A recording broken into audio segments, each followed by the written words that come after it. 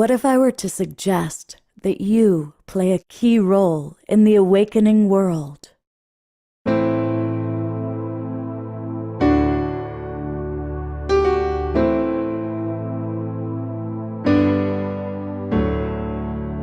that you are watching this because you have heard the call.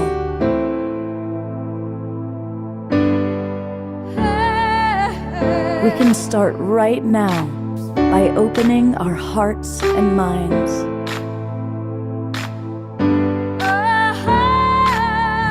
Welcome to the awakening world.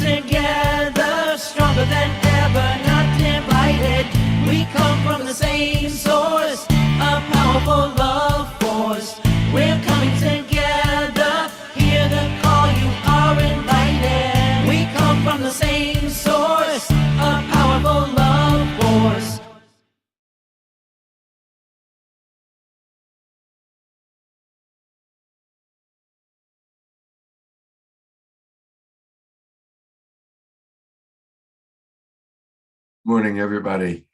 Happy Secret Sunday to you. I am your host, Love Coach Scott Thomas, and welcome to today's Awakening World. And we have a wonderful show. You know, so many people are looking for community. You know, it's funny, 20, 30 years ago, everybody was looking for their soulmate. But now most of the people that I talk to, whether they're single or in relationship, are looking for their tribe. They're looking for their community. Of course, Global Peace Tribe is a wonderful online community, but a lot of people are looking for where can they live? And so today's show, we've got the woman who knows all about that. She's been on our show twice over the last 3 years. Cynthia Tina is with us, and she literally wrote the book on it. And we're going to have a wonderful presentation from Cynthia, all about what she's discovered about intentional communities all around the world. So really looking forward to spending a good hour and a half with Cynthia. Thank you. But before we get started, it is the Sacred Sunday Show. And in a moment, Omashar is going to lead our morning meditation and do an opening musical number. So excited about that. Now, I want to welcome, of course, we see a lot of our friends that are in the Zoom room. And thank you, everybody who remembered about daylight savings time. I know that I'm missing that hour last night. But I also want to acknowledge that a lot of you are watching on Facebook. We go out over 135 Facebook groups and pages now. And so if you're watching on Facebook or one of our YouTube channels, maybe Alan Steinfeld's YouTube channel, or you're watching on the Conscious Awakening Network, that's great. But I want to really invite you, come on in and join the Global Peace Tribe. It's very easy to do that. And that way, what happens is when you join, you're going to get the links to all of our shows for the next 4 months, all the way through June 30th. And that will allow you to come on into the Zoom room and interact. You might have questions for Cynthia today, for example, or you might want to practice light touch with us. So there's a lot of wonderful ways to participate, and it's really a good idea to join the Global Peace Tribe. And here's how you do it. Just go to globalpeacetribe.com, and that'll take you, of course, to our website. You can learn all about us and our shows, and then click register for the new season. That takes you to our registration page. And as I said, we do 3 or 4 shows every week with all sorts of wonderful hosts and amazing people. And our topics all vary. For example, on Wednesday night, we had a wonderful show celebrating our sensuality and our sexuality. And we had Annie Sprinkle, a true icon, who joined us. And we really talked about the sex positive movement going back 50 years ago and what's happening with it today with new leaders in the movement like Enrique Briones and Trish Wright. Last night's show was delightful. It was so beautiful. It was all about doing everything with love. And we had a wide variety of people, ranging from a Pakistani lawyer and activist to a nurse, to, of course, musical artists, entrepreneur, all about how to really, in an animal rights activist, how do we really do whatever it is we're doing in life with love? What does that really mean? What's that look like? It's a beautiful show. And then, of course, here's today's show with Cynthia Tina, all about finding your community. Again, when you join our Global Peace Tribe, what's also good is you get the links. But on Monday, we send out the replays, the recordings to the shows. So please do join us. And again, welcome everybody that's here. And those of you in the Zoom room, let us know where you are geographically. Even though I know where it is, Cynthia doesn't know where you are. She's in Vermont, so she'll enjoy seeing where people are coming from. I know that we've got friends from Ecuador to British Columbia and all over the continental United States. So, all right, beloved brother Omoshar is going to do both the meditation and the opening song. So thank you, my friend. Yes, well, with the time change, I actually got myself up an hour early, and I thought, let's get prepared, because we always expect the unexpected. So namaste and aloha, everybody. Happy Sacred Sunday, and I hope you're feeling whole and ready for a beautiful day of inner sacred dialogue. And so let's just, little crystal heart here, let's just start by putting our hands on our hearts and taking a few deep breaths, and let your eyes soften and let the tension go from your jaw and your throat. And with another deep breath, free the tension from your chest and your abdomen. And begin to let that gentle breath of life flow through your body, a gentle flow, the river of life, and be at peace with yourself. Let your mind have a vacation today and let go of all anticipation and all expectation. I am love. I love the source of all creation above all else. My neighbor as myself, and myself as an awakening conscious being. I am wisdom. I distinguish what is breaking down from what is breaking through. I let go of what is breaking down. I am faith. I know there is a perfect design of creation. Each of us is a vital element in that design. I know I am now acting in perfect harmony with that design. Deep breath. I am courage. I know that I am not working alone. I am surrounded by mighty companions upon this earth and in the universe beyond. And together we work towards our inevitable awakening. Another deep breath. I am patience. The timing is not in my hands. I live in eternity and I act in the present. I am fulfilled. I surrender all need to know the timing and I act in joy. I am power.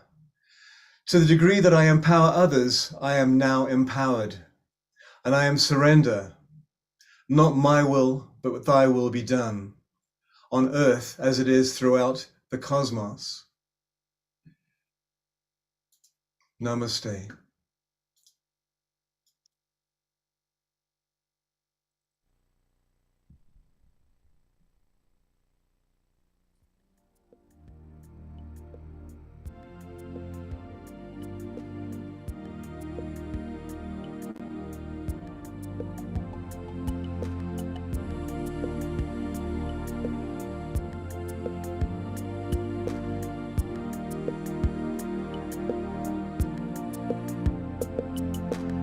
Sometimes it feels so hard to move along, saying goodbye to yesterday. Take heart, my friends, there is a new song bringing us back to our homelands. When something troubles you, just call out my name. I am the one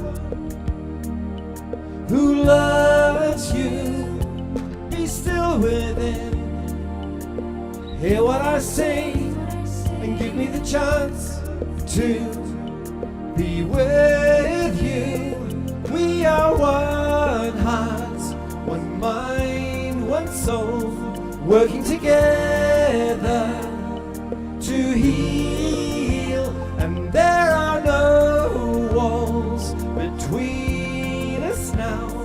It's a celebration of union. So when you're feeling down and on your own, take a look around. I am in everything. Give me your burden, walk into my arms. I will lift you up, I will hold you. We are one heart, one mind, one soul, working together to heal. And there are no walls between us now. It's a celebration of union.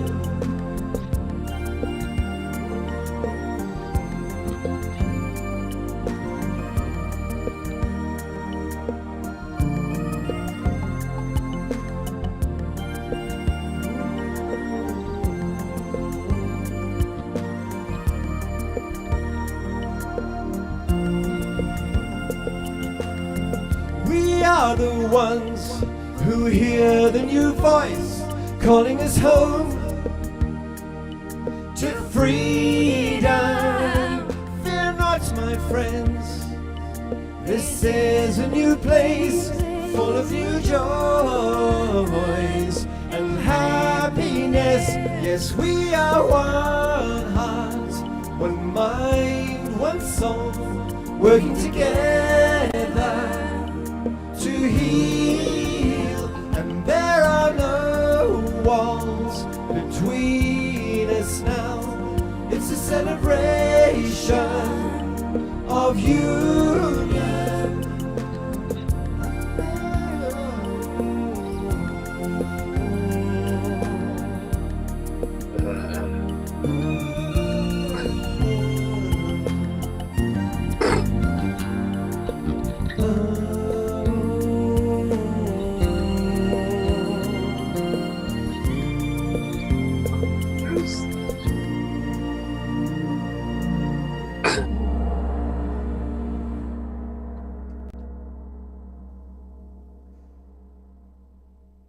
Let's all go to twinkling mode. Let's give him some good love and twinkles for a beautiful meditation. And Better Together. Yeah, that was a phenomenal meditation. It was a hybrid of one of my meditations and words by Barbara Mux Hubbard, which I wove throughout the meditation. So it was very powerful. And I felt that I was honoring her. And she sort of has what we know she does. She still has a voice in this world. And so thank you, namaste, and let's carry on. oh, thank you. Well, I want to remind everybody that you can support Omar Shah by going to his website on Bandcamp. omarshah.bandcamp is where his albums live, and we definitely can support him that way. I'm part of the Unity Earth program, and every Wednesday we have a show that Boulder puts on. And somebody played Barbara Marx Hubbard's speech that she gave at the Democratic National Convention decades ago. And it was, she was running for vice president. It was the year that Walter Mondale and Geraldine Ferraro got the nomination. And it was really powerful listening to Barbara speak and being reminded of just what a visionary she was, and everything. It's true. It's truly amazing. She has been, the last 2 decades has been in my consciousness somewhere, and her verbiage, there's a better word than that, is profound. Even from 30 years ago, you put it in today's context, and it's so relevant. Yeah, absolutely. Well, thank you very much, and of course, we will have more Omar Shah happening in a little while. All right, I'm going to introduce our guest. I'm so glad that she came back. This is, of course, Cynthia Tina, and many of you remember her from before, but a lot of you, this will be new. And she's the co-director for the Foundation for Intentional Community. And she works at the heart of regenerative community networks. She's dedicated to creating change by uplifting examples of our future world unfolding. She's the co-director of the Federation of Intentional Communities, vice president on the board of trustees at the Global Eco-Village Network, coordinator of the Day of Sustainable Communities in North America, and a freelance consultant. Yes, she's definitely somebody that you can consult with to find out about what community you might be looking for that she's aware of. She has traveled to over 100 sustainable community projects across 4 continents, excuse me. And her passion is supporting community projects to flourish through strategy consulting, marketing services, and group facilitation. I mean, you really are the probably most knowledgeable person on the planet, Cynthia, about intentional communities. We're certainly right up there. So thank you very much for being with us today and sharing some Sunday morning with us and sharing your wisdom with us. Thank you so much for having me, Scott. It's really great to be back. And hello, everyone who has joined. And thank you so much for that meditation and song. I'm just feeling completely relaxed and present and looking forward to our time together. Yeah, me too. Isn't it wonderful to watch everybody kind of moving and getting Yeah. going? It's really sweet, especially when it's Sunday morning and a lot of us are on the West Coast where it's a little bit earlier and we lost that hour of sleep. So I know you've got a really beautiful presentation. And so I'm going to ask Cynthia to kind of go right into it. And then we will take questions. And then at the very end of the show, we're going to do some light touch together. Definitely, I will be keeping track of questions in the chat box. And again, for those of you watching on Facebook, come on into the Zoom room, just join Global Peace Tribe and come on into the Zoom room so I can catch your questions. And I'm going to turn it over to you, Cynthia. And thank you. Yeah, sounds good. And I really do welcome questions. I'm looking forward to hearing what you all are curious about in this wide topic of intentional communities. All right, so this is my presentation on finding your community, and I'll be talking about a wide variety of intentional communities. It really is a big umbrella.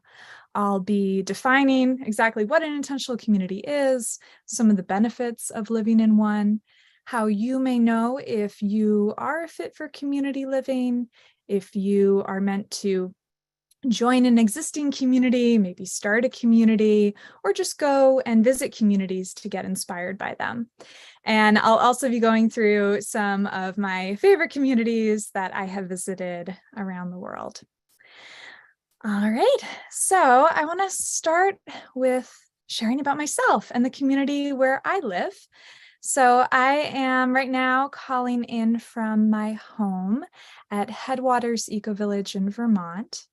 We are a small intentional community, about a dozen or so families, and we live on a hill within walking distance to the nearby town. We're very well connected with the town and our surrounding neighbors. And as you can see, we have this lovely garden that I would say is really the heart of our community. Everyone who lives here helps with tending the garden and enjoying the harvest. And we do have very extreme seasons. So I've included a photo down below of what the community looks like more this time of year with 2 feet of snow outside. And even though we have a lot of snow in the winter, we still find a lot of ways to connect and gather over the bonfire, a lot of birthday parties. We have so many kids in the community. So I feel like every month there's somebody's birthday to celebrate. And one of the things that makes our community unique is everyone who lives here has built their own home.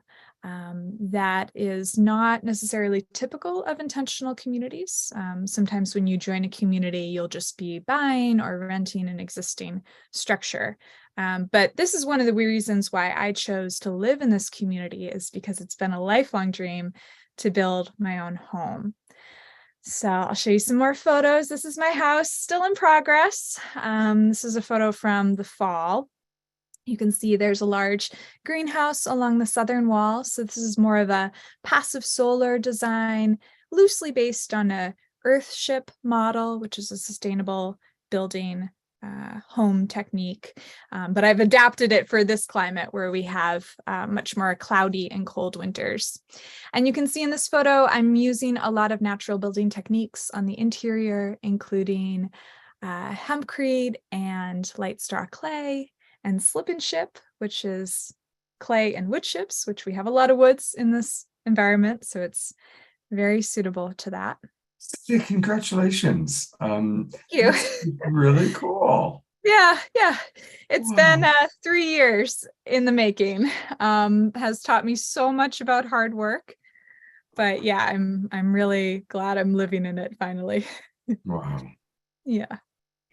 So these are similar photos. And one of the cool things about getting to do this in community is that I have neighbors all around me who have also built their own home. And there's so much knowledge sharing and sharing of tools and building materials. So this is actually a photo here of a neighboring intentional community that an hour's drive away here in Vermont that came one day to help me with some of the building. So a lot of inter-community collaboration. So a little bit more about my journey. I did not grow up in an intentional community, although it is my passion and my work and my life currently. I grew up in the suburbs outside of Boston with parents who were very loving and supportive, which I'm so grateful for. But they, still don't really understand everything that I'm doing, or why I would want to live in a community or what it is really all about. But I think that through having their support and just being curious about different ways of living, getting really inspired by Native American ways of living, and later on getting into permaculture and growing my own food and medicine, this really prompted me to start traveling at a young age.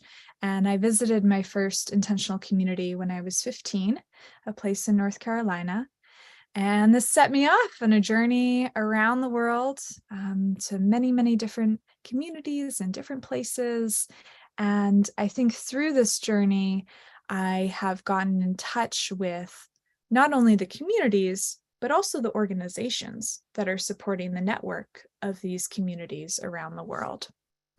So I think, this is a slide showing just some photos of some of the wonderful organizations I've had the privilege to work with, including the Foundation for Intentional Community, the Global Eco-Village Network, among many others. And it's incredible. There's so many people who are wanting to lift up this movement and help to make it more accessible and more possible for a larger number of people. So certainly from my position, the movement is growing, but of course I probably have some bias. So at this point, I have visited over 140 communities across 22 countries and in 31 of the United States. And beyond this, I've also, through my work with organizations, gotten to work virtually with many more communities beyond this.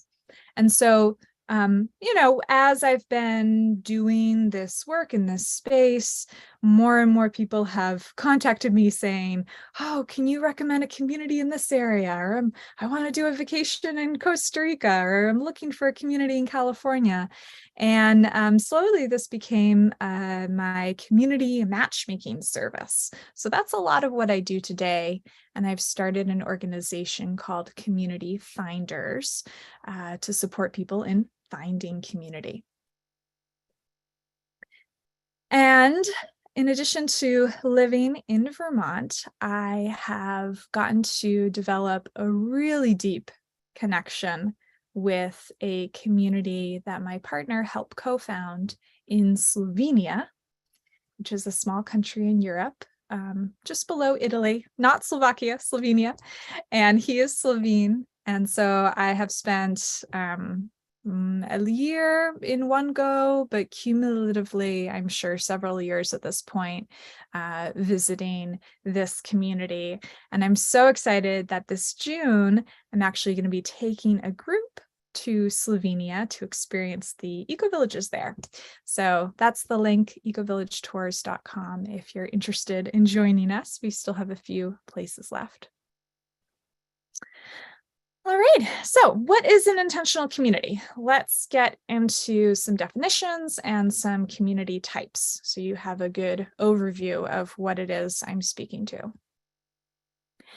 Definition of an intentional community: a group of people choosing to live together or regularly share facilities on the basis of explicit common values. So these are communities that are largely formed when an individual or a group gets together and lays out some common values that'll really underpin the formation of the community. And then everyone who joins later is buying into that set of values. And I'm mostly talking about residential communities. Of course, we can have all kinds of intentional communities like the one that the Global Peace Corps Tribe has. But today we're going to be talking about residential or place-based communities. So communities that are building in a small location where, you know, you would have your home and share life with your neighbors. There's many reasons why intentional community living is fantastic, and I could go on, but I have listed some of the big benefits here, starting with connection. Even before COVID, we had a loneliness crisis, especially in the United States, where, you know, so many people are living in isolation, not feeling connected to their neighbors, and that has some pretty serious health impacts. So intentional community living is kind of like going back to how humans were designed to live evolutionarily as a species in small, close-knit social circles. And that has a lot of benefits for our social and emotional and mental health. So that's a big reason. I put that at the top. Beyond that, there's sharing resources. You know, we don't all need to own our own lawnmower, let's say. We can share things that enable us to live more lightly on the land. And that is, of course, more sustainable. I will put a caveat here because sometimes people think maybe there's all kinds of stereotypes out there about intentional community. And one of them is, oh, if I join a community, I need to give up all of my belongings and everything is totally shared. Most intentional communities these days, the modern intentional communities, are really based on having a large degree of privacy and independent ownership, with the benefit of common land and spaces and facilities to enjoy. And this all helps to strengthen your resiliency and the resiliency of our communities to face whatever challenges lie ahead of us. Speaking of COVID, I think this was one of the things that we saw most strongly was the residents living in intentional communities, by and large, did not experience the degree of stress that many people not living in community experienced during COVID. And we did some surveying during different phases of the pandemic, and we're really like, wow, this really demonstrated to us that community living is a good thing. And you get that support. You know, having someone to go to when you're having a rough day. You can go and knock on your neighbor's door. You know, then there's the classic examples of you run out of eggs when you're baking a cake. There's just many, many layers that can come of support when you actually know the people who are living near you. And then co-creation and experimentation. You know, and I wouldn't want to mislead anyone when talking about the benefits of intentional community living. It is not always easy. A lot of the challenges that show up in the wider world show up in the microcosm of community too. But the opportunity in community is that we get to really sit with a lot of those challenges and the polarization and the tension, and we get to work through those things as a group. And of course, fun. There's so much fun that comes through getting to to live in community. A lot of gatherings and creativity, arts, expression, beautiful gardens. Yeah, can have a good time.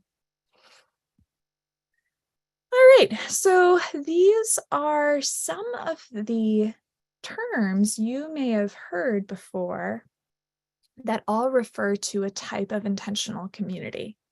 And it's a big, like, intentional community is a big tent, and all of these different categories fit within that. And I have on my website, I have some great articles that go more in depth into each of the different types. I'm not going to do that so much here today, although I will touch on the more common types, including eco-village, which essentially is a community that's trying to be more sustainable. Housing, that's another common type. And co-housing is a little misleading. You may think it's people sharing a house together. That's actually not what co-housing means. This is a development concept that came from Denmark. Two American architects were over there studying the model and coined the term, brought it here to the US. There's now over 200 co-housing communities where individuals have their own private dwelling with their own kitchen, their own bath, and then all of these common facilities, usually a common house as well for them to enjoy. And let's see, housing co-ops, those are definitely another common type. It's a cooperative model, like you have your grocery co-op. Well, this is a version for housing. And spiritual communities, definitely given this group, I'm going to be talking a bit about communities that have a shared intention around spirituality and how they're showing up as a collective in this world. All right. I don't want to say anything more here. I think that's enough for right now. And I'll go through more of the types when I'm sharing the examples. If you're curious about which type of community is for you, I have a quiz. It's a fun little, 2-minute quiz you can take, answer some questions, and get a sense for which of the type of community is a fit for you. So there's the link. Where to find them? So estimates vary, but there are at least 2,000 intentional communities in the United States and closer to 10,000 intentional communities globally that are documented on some of the major intentional community directories. So I have 3 of the biggest directories listed here, and there's like a lot more. There's, gosh, I think 20 or more different online directories, with interactive maps and search tools. So if you're curious to find out, where an intentional community may be that you could visit nearby or in a place that you would want to go to have a vacation, here are some of those links. And especially the IC.org directory, I think, is a good one if you're stateside and looking for community. Okay, so now we'll get into my favorite part, which is actually talking about some of the incredible examples of intentional communities out there. And here's a photo of Cloughjordan Eco-Village in Ireland. It was one of the first eco-villages in Ireland, right adjacent to the traditional town of Cloughjordan. So you can think of this as like an eco-village appendix coming off of the just traditional village. You're walking down the street, and then all of a sudden you walk into something that feels quite a bit different. And they've won so many awards for their ecological building design. Just really impressive what they've done there. They have a maker space in the community with a 3D printer and, office spaces. I would like to start by sharing about one of the most incredible initiatives I have seen in the communities movement recently, which is all of the communities in Ukraine, about more than 60 eco-villages that have opened their doors to refugees during the war, and created a project in Ukraine, but also throughout Europe, to support these refugees in finding safe havens in community. And it's called the Green Road Project. There's a wonderful documentary, and there's, I think Mother Jones just came out with a news article, and other major media outlets have been picking up on it. There's now 300 communities throughout Europe. Is that right? It might even be more. And they've welcomed thousands of refugees at this point. So it's just really, I was in Europe this summer at the European Eco-Village Conference that happens every year in a different community throughout Europe. And they had some residents from these Ukrainian eco-villages there, and just hearing their stories was so, yeah, touching, and speaks to the power of community. Yeah. I'm so grateful you're sharing that part, Cynthia.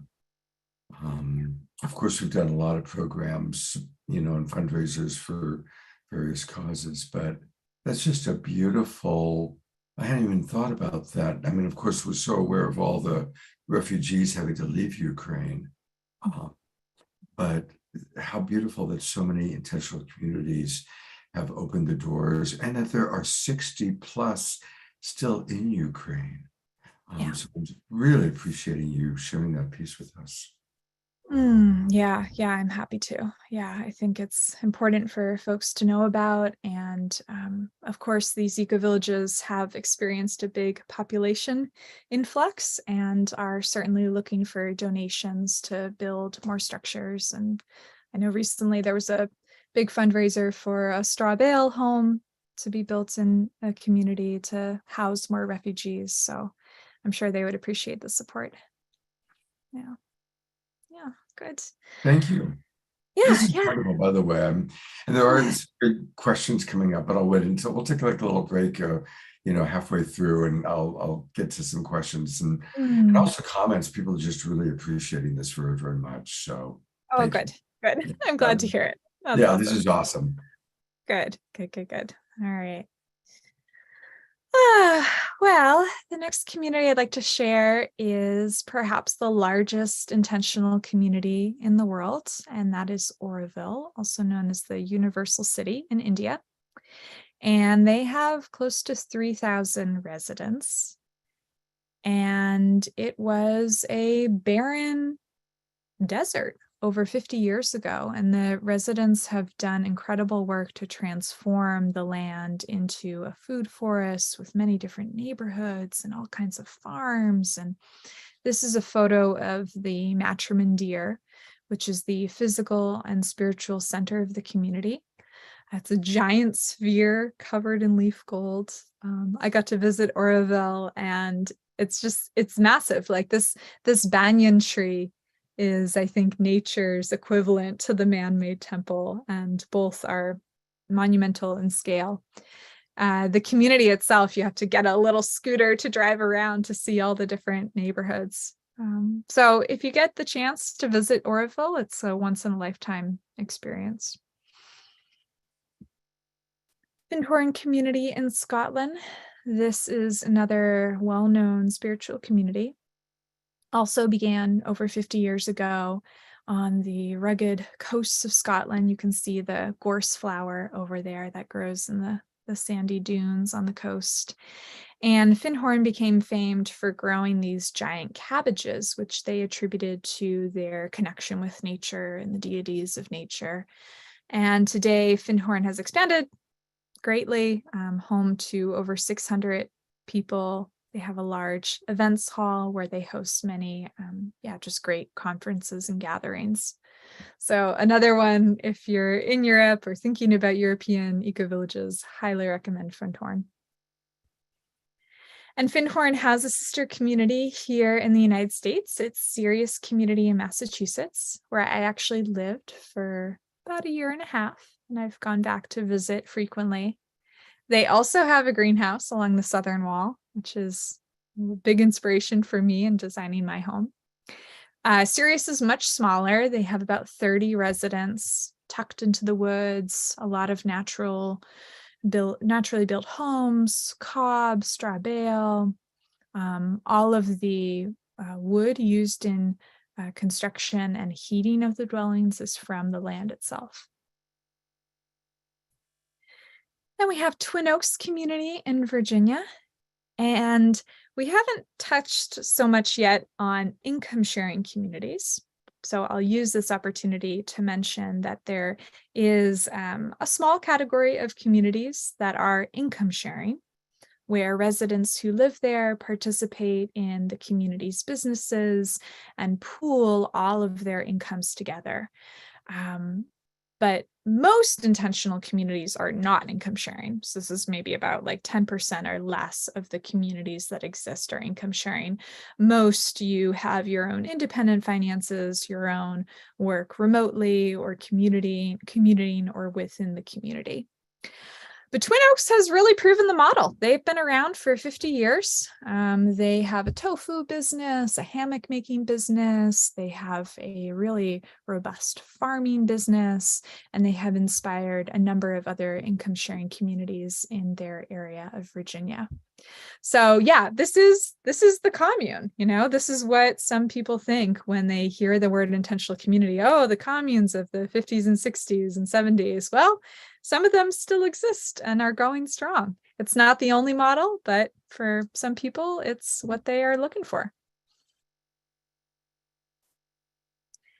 Then we have Eco Village at Ithaca in New York State, a little closer to where I am. And this is the largest eco-village in the United States. Around 500 residents living in 3 distinct neighborhoods, which are co-housing development neighborhoods. To use some more terms here. So this is an eco-village and a co-housing community. And they are about a 10-minute drive to the city of Ithaca, surrounded by all this beautiful forests you can see, and also farms and gardens. And again, they have won many awards for their ecological building design and do welcome people on tours. Another one that I recommend if you are looking to maybe experience an eco-village for a longer period of time or do a workshop or a program, Earth Haven Eco-Village, just outside of Asheville in North Carolina, is a great community for that. I lived in the area not too far away from them for several years and really got to know this community. They have wonderful natural buildings, gardens, all the things that you might expect from an eco-village, and around 100 residents at this time. I'm going to come in for a moment. There's an interesting thing. Actually, just stop it for a moment because I want to share a couple questions and but about Asheville, North Carolina. I have a very good friend named Daniel Schmachtenberger, who works for, he's employed by a global think tank, and they're very well funded, and they're all about coming up with solutions for the world. And they spent tens of thousands of dollars exploring the safest places to be, given all the different considerations, climate change, probable natural disasters. And they determined that the safest place in North America is projected to be Asheville, North Carolina. So really?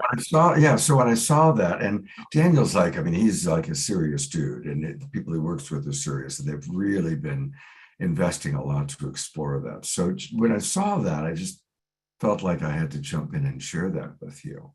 Yeah. Wow. Yeah.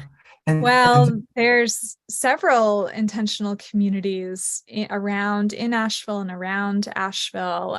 It's definitely a thriving hub for all kinds of alternative movements, not only community living, but certainly that. So it's interesting. And Daniel went into just a few of the details with me. It's high enough so there's no mosquitoes, there's no flooding, there's no hurricanes.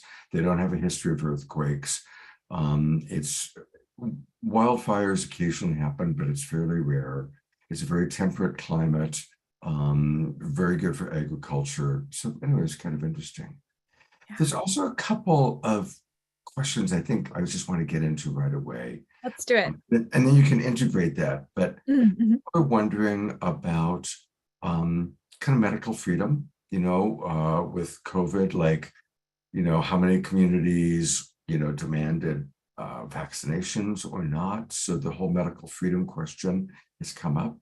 And then also is just the question about income, like, what levels of financial contribution. Now, of course, obviously it really varies, but I felt like those were two questions that came up. And then the third one was about schooling. Is it all homeschooling?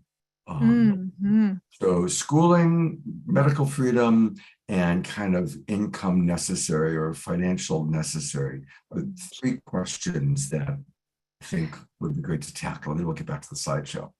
Yeah, perfect. Those are great questions. And those are definitely questions I hear a lot from my community matchmaking clients who just want to know more about what communities might be a fit for them. Certainly when it comes to medical freedom, because people can have, certain needs around that. So by and large, most communities do not have mandates around vaccination, at least at this point in time. I know situations change a lot, but that's been my experience that most do not. That said, some do. Tend to be, if I were to stereotype a little bit within the communities movement, co-housing communities, just by their nature, tend to be a little bit more restrictive, or certainly have a culture where more people are vaccinated. Tends to be that the maybe more radical communities have more no restrictions, or are just more in generally open. That said, though, I want to emphasize something, because COVID has been impacting all of our intentional communities in different ways. And one of the things that I've appreciated about living in community, when this hit, we were all living together, and we had some shared values, but no one was prepared for a pandemic. And so people within our community reacted to it in different ways, as did everyone else in society, right? And created a lot of tension and a lot of anxiety. And one of the beautiful things is that the residents of our community were able to talk to each other about it and have open conversation and dialogue. And so sometimes people who I work with want to find a community where, everyone thinks like them, like-minded, and that's great. But it doesn't always happen, even if that's your intention. And so one of the things that can happen in community is we have this opportunity to come together and explore topics and converse and have open conversation. And I think that is so valuable, and just would encourage anyone who's thinking about community living to bring that mindset into it, that these are places where we can have conversations about difficult topics. And a lot of communities have their policies written on their website. Most communities are really open to talking about it. So if you have a question about a community that you would like to visit, feel free to write them an email or give them a call and just ask, find out. Beautiful. I think already people commented about it is so important to be able to talk with each other. Yeah. And I think that is probably another big advantage to conscious intentional communities is, and I'm a communication guy, that's what I do, but I'm imagining that there is an increased opportunity for dialogue about differences, which would, I guess, be another advantage to being in intentional community. Oh yeah, definitely. I mean, and this is one of the things about living in community, you are very often needing to be in dialogue about a whole range of topics. Yeah. And most communities have regular meetings, whether it's monthly, sometimes weekly. So yeah, you're in the room with your neighbors talking about all kinds of things, child rearing, buying more chickens for the next season, harvesting wood. I'm just thinking of things that we've talked about in our last meeting. So Beautiful. yeah. Well, thank you. Mm-hmm. Finances, schooling. Schooling, great. This is really a mix. I would say most intentional communities don't have homeschooling, although it is certainly a higher percentage of families that choose homeschooling than the normal population statistics, which I don't know. In our community, we have several families that do homeschooling, several that send their kids to the local school, and a few that send their kids to the Waldorf school. So it's a mix. Some communities, though, have more of a focus on schooling and may even have, a homeschooling co-op within the community, or even a more well-established proper school with their own, nature philosophy or whatever schooling freedom philosophy that they hold as a community, and then they can really do that in a much more organized way within their groups. So, Beautiful. yeah. And this is a quick one. Jay Mayer asks, internet, plumbing, electric grid, most communities have those basics, I assume. Yes, definitely. Yeah. It's funny, it's either the kind of misperceptions I hear are either like a hippie commune off in the woods, like totally completely off grid, no modern amenities, all the way to, oh, intentional communities are gated neighborhoods for the privileged and only the super wealthy get to live there. So it's really a mix. I would say the reality is somewhere in the middle for most communities. Yeah. Great. Mm. Beautiful. Thank you. I think that covers I mean, there were other smaller questions, and I'll scan again. A lot of people are beginning to also put up communities that they're familiar with, like Jimmy Sweet. Twyman's community. Jimmy's been on the show a few times. But I think let's get back to the power. Do you want to do the income financial Oh, question? yes. Thank you. Thank you. Yes. Yeah. So, again, it's a mix. And I'm not entirely sure I understand the question, but I'll just say again that most communities are ones in which you would come into the community with your own resources, either having a job or maybe you're retired, and you would be, sustaining yourself while living in the community, unless the community, and there's just a few that are income sharing or maybe have a business like a retreat center or a education center that you would be employed in through living in the community. But most communities, you bring your own finances. Often you're looking at either renting or buying a home or land. And it really varies in terms of the cost. You can have an urban or suburban co-housing community that's at market rate or even above market rate because it's a really desirable place to live. And it may seem expensive, although you do need to keep in mind all the pluses that you get through choosing that option versus a house just on the normal market. You get all this benefit of community and shared facilities and resources.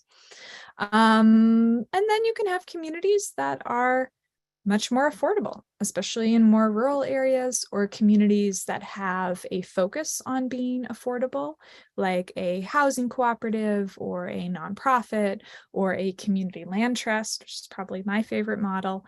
And these are types of communities that are intended to be permanently affordable, which, as we know, we have a housing crisis right now, and finding affordable housing is just increasingly challenging. So I'm hopeful that communities can be one model for how we can address that. Beautiful. Thank you. Well, here's a quick one. What happens when someone turns out to not be a good fit? What happens when you get somebody who's just, Yeah, and it happens, certainly. So hopefully any community that you would be considering joining or starting would be one where there is a good membership process in place. It's an iterative process. You start out by going to visit, feeling out the waters. I often equate finding community with building a relationship. Like you could think of like a marriage or dating someone. You start out, you go on the first date, and you have the courtship phase, and you deepen into commitment and trust. And so it's a slow process. Some communities, it could be a full year before you're a full member of that community. It does depend on the type of community to a large degree. So hopefully if a community has those systems in place and a good vetting process, it's more likely that you would feel it's a fit and the community would feel it's a fit before you sign papers and move into an actual community.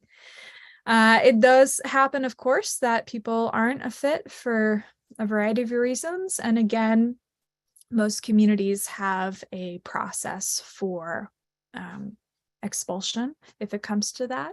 And usually it is, again, an iterative process of having a conversation, trying to work things out, all that conflict resolution skills are at play. And most communities will have a policy for how that happens.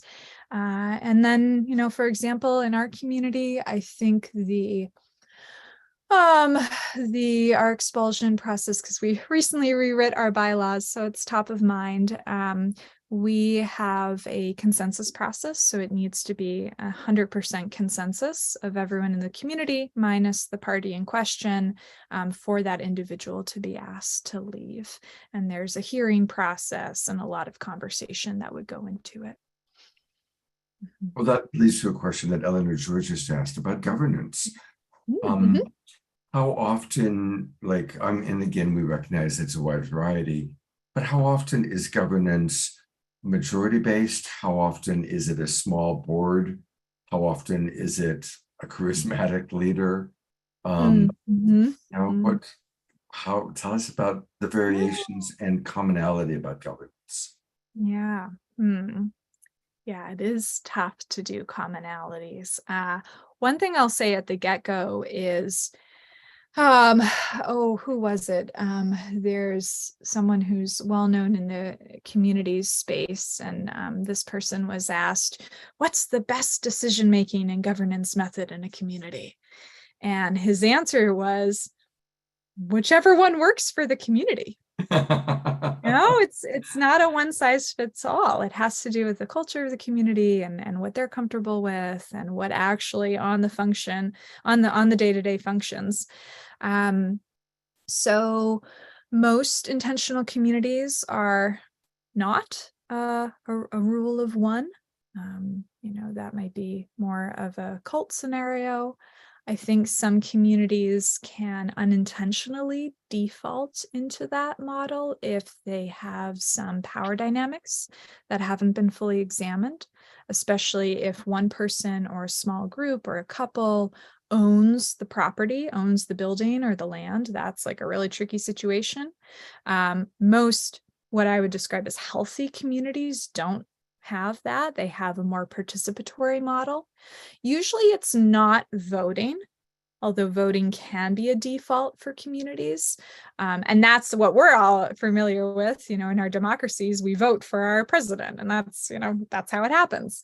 In communities, more often they're working with a dynamic governance model, whether it is sociocracy or consensus or a modified version of consensus, whereby everyone gets together, depending on the scale of the issue. A proposal is put forward, there's multiple rounds to hear on the proposal, and then a decision is made based on that. And then, of course, if the model of the community is a nonprofit or a land trust, then sometimes it can be a board who is a smaller subset that's making a decision. Or often a larger group will give decision-making power to a smaller subset just for more efficiency of making decisions, like giving to a committee. So yeah, it's complex, but in general, most communities have a participatory decision-making process that hopefully works for them. Right. Thank you so much for answering these questions. This is really, really helpful. Thank you. Yeah, I really like everyone's questions. Thanks for asking Um, them. and Susan's asking if you will be discussing tiny house communities. I don't know if that's part of your presentation, but if not, then maybe you could address that now. Yeah, I didn't include a slide on tiny house communities, but there are a growing number. And even if it's not a tiny house community where every house is a tiny house, there are a lot of communities that embrace tiny houses in rural areas, but also in the city. I've seen a lot of intentional communities that'll put tiny houses in the backyard and do urban infill, which again is helping with the housing crisis. There is a website, searchtinyhousevillages.org, and that is a directory for tiny house communities specifically, if that's something that you're interested in. If you have a tiny house that you can bring to the community, or you're interested in buying a tiny house within one of these communities, search tinyhousevillages.org. Great, thank you very much. All right, well, if you've got a few more slides you want to share, let's go there. Sure. All right, let me get back to the presentation. Okay, so right, we were talking about communities near Asheville. And another community, if you're looking for one that you could easily go visit, Dancing Rabbit Eco Village in Missouri is a great one. They have a wonderful visitor program. Can either do a 3-day, a 1-week, or a 2-week visitor program. And Dancing Rabbit really walks the talk in terms of their ecological sustainability. There have been numerous studies that show that this community has like a fraction of the carbon footprint that the average American has. And in part, it's thanks to their car sharing program. So when you live in the community, you have access to one of the community's many vehicles to take out to drive, but you yourself don't necessarily need to own your own car. And because they're in such a rural part of Missouri, there's no building codes, so they can build all kinds of crazy cob structures and, super sustainable natural buildings. Canticle Farm in Oakland, California. So this is an urban community, and I'm just really impressed by what they're doing to incorporate marginalized groups into their community project, especially the formerly incarcerated. They have a whole program within the community where they provide housing and work and opportunity to individuals who were formerly incarcerated.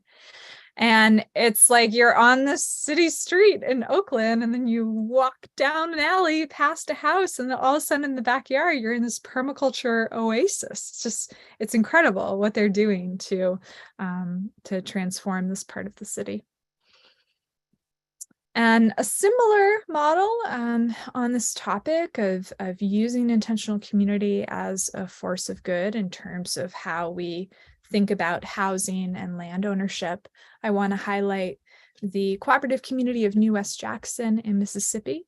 They have been buying up dilapidated homes in different neighborhoods, and as a cooperative, selling them or renting them out to individuals to become part of their intentional community, and again, making them much more affordable than they would have been otherwise. All right, so now shifting into some more spiritual communities, Lama Foundation in New Mexico. This is a community that is embracing of a wide variety of spiritual traditions. Lama is known for welcoming in teachers from around the world. They're located in the high elevation of New Mexico, but really beautiful courses and programs. And they have is it a season-long or a year-long internship apprenticeship program that I highly recommend if anyone's interested. And I think this is the last community that I want to touch on, which is the Camp Hill Communities Network. And this is a network of over 100 different communities in the United States and in Europe. And it's for individuals with special needs. So this is a community for people who have and don't have special needs, who live together, work together, run schools, do jobs. And again, it's so impressive to see models of community that welcome in and like truly create an inclusive home for some of the most marginalized members of our society. I got to visit a Camp Hill community in New York State and a few in Denmark, which is really where this movement took off. And beautiful. All right, I think, oh no, I have some more, good. Queen City Co-op in Denver, Colorado. I got to visit them last week. My family is in Denver, so I got to go out and visit. And I tried to visit, as I always do, as many communities in the area as I can. And this one is very impressive because they have fought for years and had some success. They could have more success to change some of the restrictive zoning policies in the city of Denver that really limit how many non-related adults are allowed to live together. Because in some cities and even rural areas, it's restrictions make it impossible to do intentional community. And a lot of these policies have a legacy. As I learned when I visit, they have a legacy that's rooted in trying to segregate poor families who are more often likely to want to live with non-related adults. It was, it's discriminatory policies that need to change. I'm also reminded, as I mentioned this, I'm thinking of a very rural community in Ontario, Canada, a whole village, eco-village, and they had such an issue with the zoning policies to create their community that they developed this giant building that's one big building with each wing gives a home to a member of their community. But because it's all under one big roof, instead of multiple separate dwellings, they were able to make the community possible. But the government was so against having multiple dwellings on the same piece of land. So all kinds of hoops and hurdles that communities can have to go through to make their project happen. But it's setting precedent, and it's paving the way for more projects like this to be made possible. Cynthia, there's a couple of questions that I'd like to ask. Are there any communities based on focusing on humanitarian work?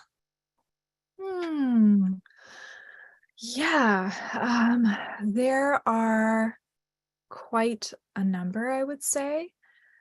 One that's just popping into my head first off, the farm community in Tennessee, which you may have heard of because it's one of the older intentional communities out there. And I just knew about them as this large 200-person community on 1,000 acres in Tennessee.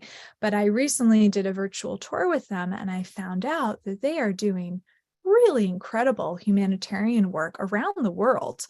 In urban areas. I think it's in Uruguay where they're doing most of their work. So that's one that I would highlight. Another network that comes to mind would be the Catholic worker communities. This was a network started by Dorothy Day of like Catholics and Christians, but also non-Christians. And their whole focus is service-based. Each community does a specific service-based project in the region that they're located in. So that's a network of hundreds of communities throughout the United States, especially. Stopping you just so we can see more of you. And then Margie's asking, are there any over 55, in other words, communities for people 55 and over that are not based on farming? In other words, where people over 55 can participate, but not necessarily be. Great. I'm so glad you asked that question because there are a number of them. And it is, I think, a wonderful option for people who are over 55 who don't want like the typical retirement community. They want an intentional community where the residents are the owners and make decisions together and kind of, run the community itself, unlike a typical retirement community. So some examples could be Earth Spirit Community. I think they're in North Carolina. Elderberry Community. I like the name of that one. That's They're great. also- Yeah. Yeah. I think I have a slide for this one coming up. If you're looking for an urban community, PDX Commons, they're in Portland, Oregon. And there are some directories of senior, we call them senior communities. One would be SAGE. SAGE is the acronym. Am I gonna remember the acronym, what it stands for? Probably not. But the SAGE Senior Community Alliance, something like that. Yeah, and there's a few other ones. I have on my website a recent article all about senior communities and the difference between them and intergenerational communities and how to know which might be a fit for you. That might be a good segue because, of course, I want to promote you and your website. And so let's do that right now. And then you can show us where we can find that article. So to work with Cynthia, her website is her name, CynthiaTina.com, CynthiaTina.com. And I actually have a new website as well that'll have more resources. It's communityfinders.com. all right, let me go there right now. Yeah. So that's the better one for us to go to. I think so. Yeah. Okay. Communityfinders.com. There we are. All right, let's take a look there. I'm going to put this into the Zoom room. So for those of you watching on Facebook or YouTube, it's communityfinders.com. Oh, and there's a free quiz. So that looks like fun. Tell us, guide us around this website. Yeah, well, the free quiz is a great place to start. That'll give you a sense of what type of community is a fit for you. And then all of the articles and resources are under the blog section.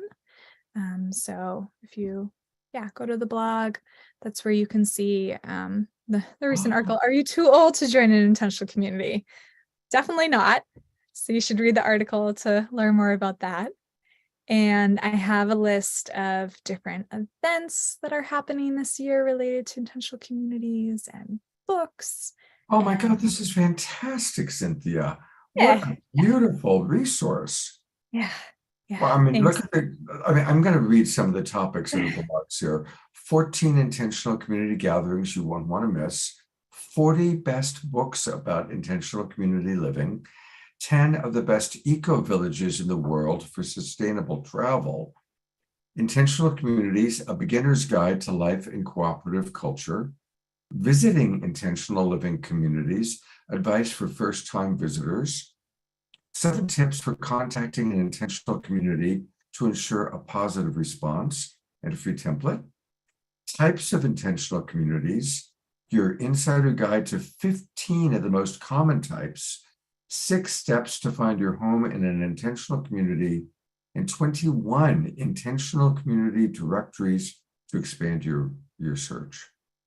Gosh, this is beautiful. Thank you. Yeah. Well, it's my main focus these days is just pulling together more content and resources. And then everybody want to make sure, put in your name and your email address and sign up to get news from Cynthia. So let's all do that right now. Go to communityfinders.com and sign up to get the news. I'm most interested in, I'm going to say, learning more about intentional communities. There we go. So I just you have to click one of these. There we go. Okay, I've joined. And now back to Cynthia. Anything else you want to point out about your new website?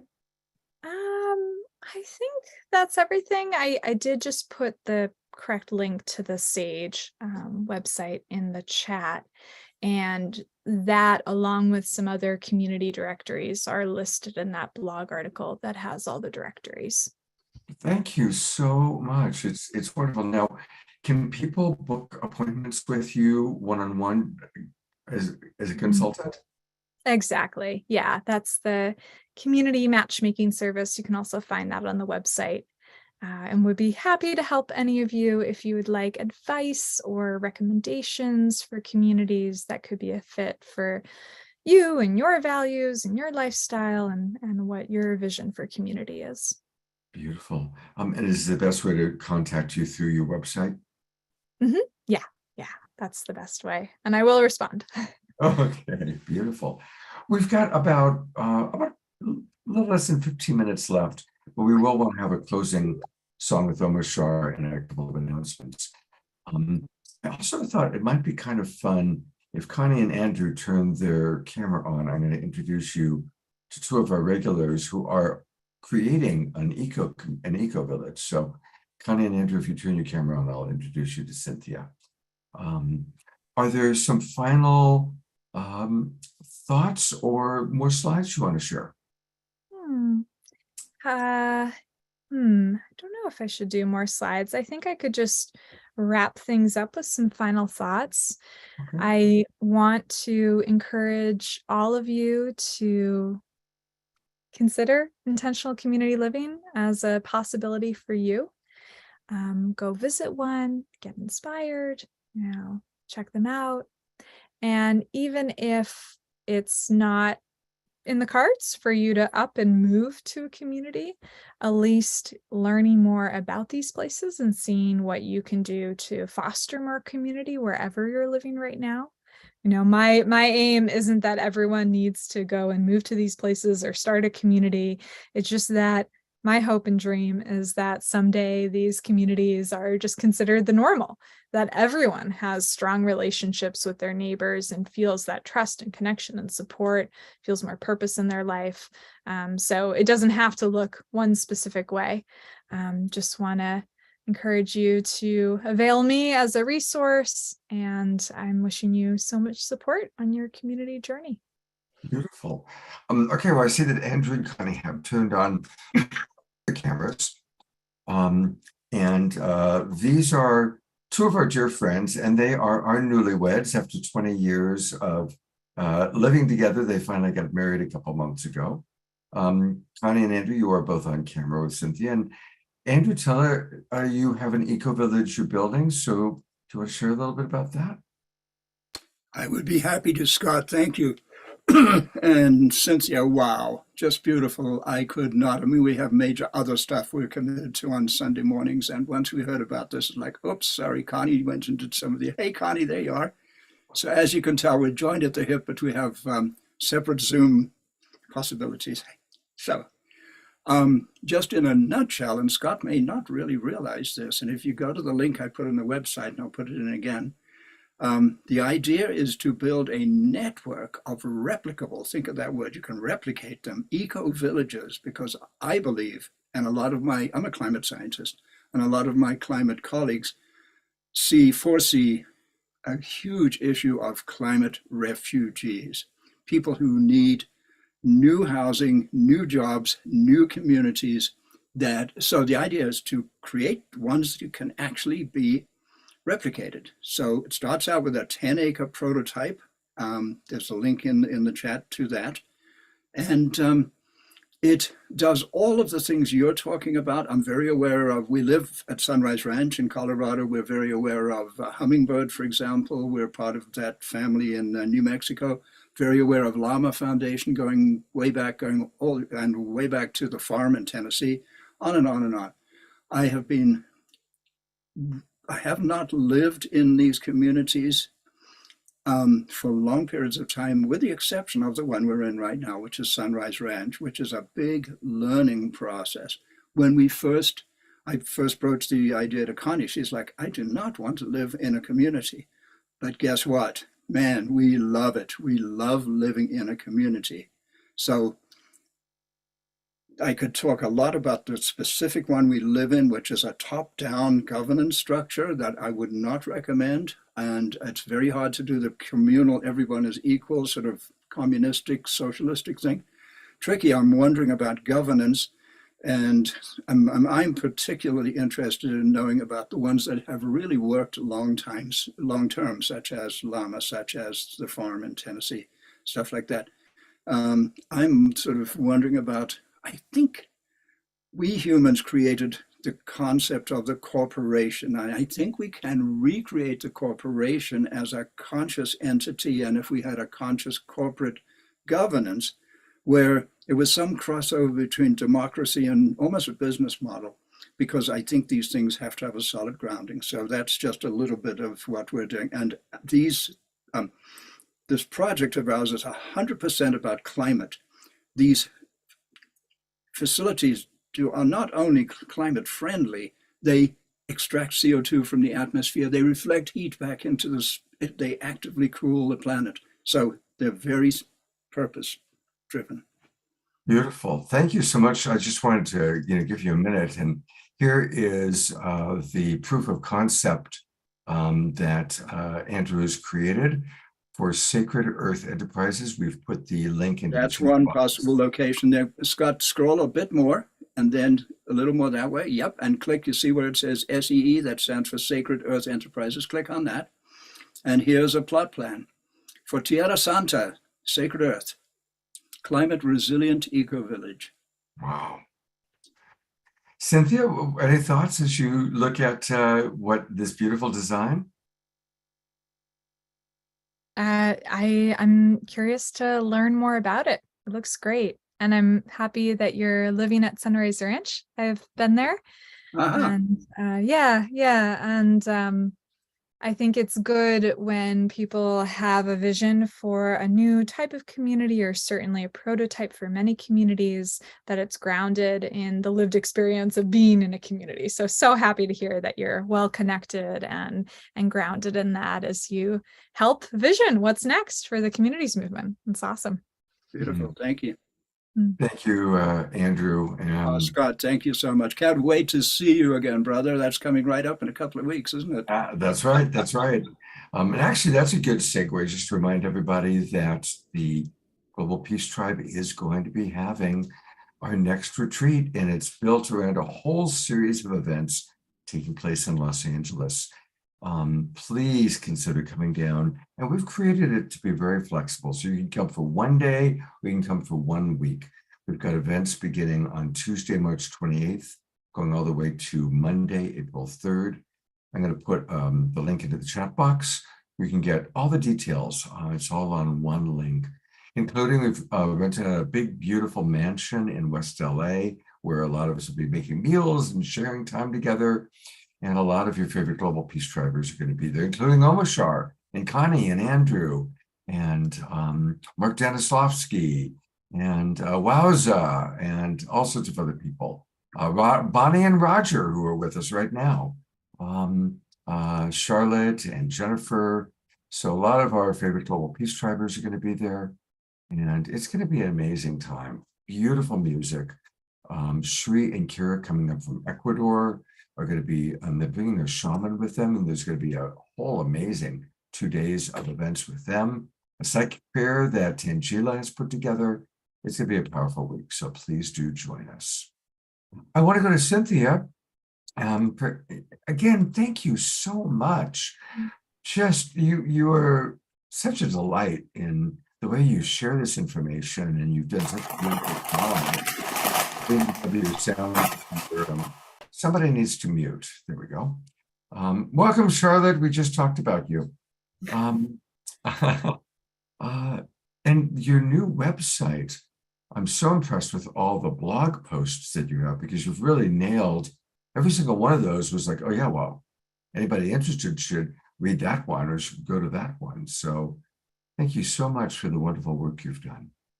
Oh, yeah, my pleasure. And thank you again for having me and all the wonderful work that you're doing here with the Global Peace Tribe. It's really nice to, touch base and reconnect with this movement and all of you who are listening and participating. Thank you.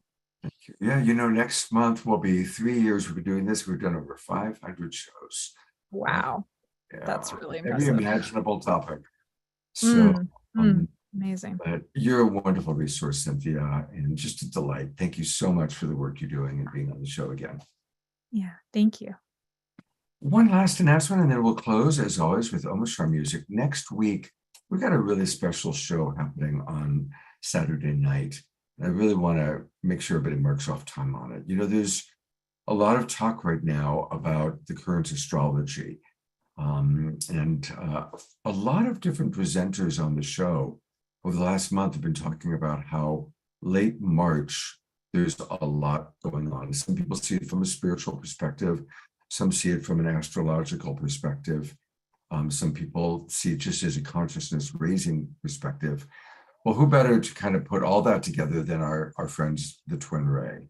So next Saturday night, we're going to do something unique. Usually, I have 5 or 6 guests on a Saturday night, like last night. But next week, it's just going to be the Twin Ray and music with Omoshar and one of our favorite musical artists, Kristen Hoffman. So definitely, if you want to really drop into what's going on energetically, astrologically right now, make sure you join our show next Saturday night. All right. All things begin and end with Omoshar on this show. And I'm going to turn it back over to you, brother, to close us out. Yes, apparently they do all beginning and end with me. And Cynthia, what a beautiful presentation. What a beautiful spirit you are. Holy smoke, you're a shining light. And I would love to be an intentional community. I know how important it is to be with kindred souls and be able to have what used to be a neighborhood again. What a concept. I mean, duh. I know, right? So thank you so much. And it's Sacred Sunday, so here's a group song we can all sing if we remain muted. And here's the lyrics in the chat box. Sing along if you want, or not. If you don't, you can hum. You could hum.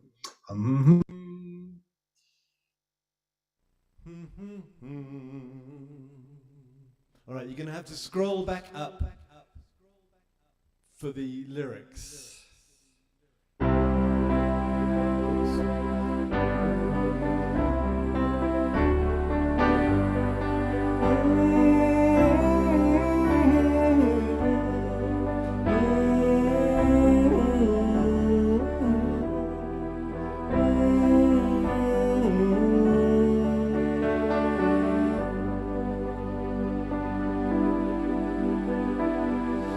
Love is in my heart today. Love heals in every way. Gentle is this heart of mine. I am in love divine. We'll stick with that one for a while. Okay. Love is in my heart today. Love heals in every way. Gentle is this heart of mine. I am in love divine. Second verse. I am healing, I am whole. I am love deep in my soul. Gentle is this heart of mine. I am in love divine. I am healing, I am whole. I am loved within my soul. Gentle is this heart of mine. I am in love divine. One more time. Love is in my heart today. Love heals in every way. Gentle is this heart of mine. I am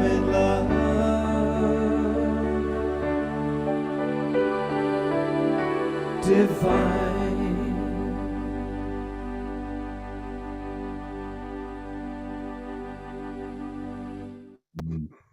That was beautiful. That's really sweet. I'm going to go to gallery review one last time, everybody. Did we do light touch? Light touch. My gosh. We will do light touch next week. We will do light touch next week. To be honest, I'm in a hotel room and we need to check out. You do. So let's all twinkle Cynthia Tina for an amazing presentation. What a special soul. And of course, Omar Shar for his music, and all of you for being the beautiful souls that you are. I will see you next Wednesday night as we come back with The Awakening World. Come to Los Angeles, everybody. Make it happen. It's going to be beautiful. Take care, everybody. Have a wonderful, sacred Sunday.